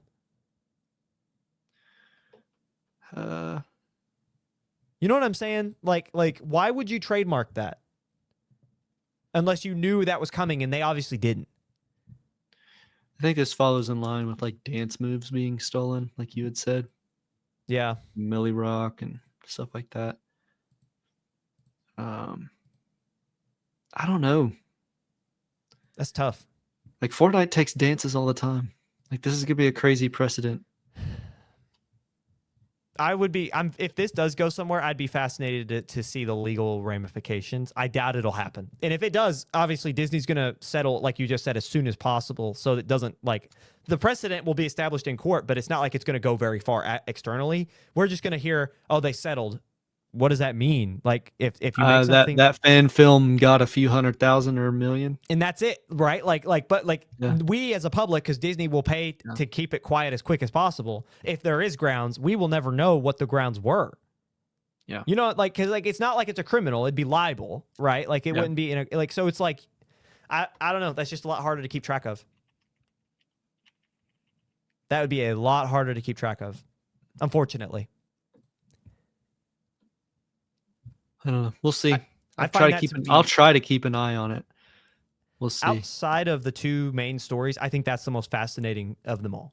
I think that is the most interesting piece of news, is the fact that Disney shamelessly stole it. Because it's one thing if like there was like an idea pitched, and because everyone does this, is like you're a writer, you're your own writer, or like you're a storyteller, and you go up to somebody in this executive's office and you tell them a story, and they're like, well, we'll get back to you. And then all of a sudden you see that story told somewhere else. But that's intellectual IP. That types of that, I'll call it thievery. That type of theft happens all the time. But this is so public. This is so in your face. This is so obvious. Is the room? They and can still copyright it. The creators of the fan Choreography. film? Yeah. Yeah. Lorenz Hideyoshi. Some people are saying it's like, why would you do that when you're using lightsabers in a Star Wars fan film? Like, you're technically copyright infringement, but you're claiming copyright infringement. It's like, but they didn't make money off of it. That's the other thing too, though, is that like, again, you are already essentially claiming fair use. I know that's not necessarily what it is, but it's like you are essentially using that IP already. And that's my point earlier, is like, can you do that? I don't think so. Well, secondarily, Visions was made by a separate studio in conjunction with Disney. So it was actually Studio 88 who made it. Oh, and therefore it's not necessarily. So that's their loophole. If there is ground to stand on, Disney's going to say, it wasn't us. Yeah. And then Studio 88 will say, we're sorry. Yeah, but you got to know that it was and then Disney won't work with them again. Lucasfilms was the one who had to approve that. So it's not, and they're owned by Disney. So it's, come on. Like, anyway, I think that we've probably been on our high horse about this for long enough, but I think that's the end of it. I was trying to find a good image of Lily Rose Depp. I can't really find a good one that's not pixelated like to heck, so I'm not going to show it, but her prosthetic looks really good. Like I'll say, she looks crazy. I would not even have known that was her. Also, did you know that, well, you haven't seen it. For those who have seen Frankenstein, we talked about it a little bit or before the recording, us did. It got me thinking about it. Did you know that Maya Goth played two characters in that, for those at home? I didn't. And you know what the difference is? This cracks me up. Do you know what the difference is between one character she played and the second character? She had eyebrows. That's it. Really? That's it. That's the only And difference. you didn't notice? I didn't even realize that was her at all until I saw it online, and I was like, what? Like, I not a clue on my first watch. Really? Didn't piece it together at all. She has eyebrows. That's it. And she looks worlds different, like bushy, thick eyebrows. That's it. You see what I'm saying? Does not you want me to look put like it her. up? You want me Yeah, to put it please. up? Does not look like her. I know this is way off. This is kind of like how Lily Rose Depp looks in this film. Bro, that don't look like her, man. Oh my God. That just isn't her. Anyway. So funny. Yeah, I watched that, thoroughly enjoyed it, loved it. Had no idea she was in there in two different parts until afterwards. And I was like, huh? Anyway. I think that's a great place to jump off here. Jake, anything you want to tell the people before we let them run off? Ryan and I are going to try and watch JJK and FNAF 2, I think. That's going to be a special episode. Yeah, I'm bulldozing through the series. I've never seen JJK, and I'm making great pace, aren't I, Jake? You can attest. Pace. He's got the movie and the rest is 2 left. That's all I got. I'm watching it chronologically. I watch all of season 1. Watch all of the first 4 episodes of season 2, and Jake said I should watch the movie before I finish, and that's what I'm gonna do. Mm-hmm. I'm this close, and then what we're gonna do is we're gonna compare, because that weekend, as we have discussed on the show very lightly, FNAF and JJK pull a very similar audience, and it'll be fascinating to see which one like ends up on top. And so we're gonna on the show, we're gonna talk about that. Might very well probably will be our major story is the difference, like describing the two, talking about the two, and how they operate as sequels to their various stories. So Stick around in a couple weeks. It's not next week. It's a week after.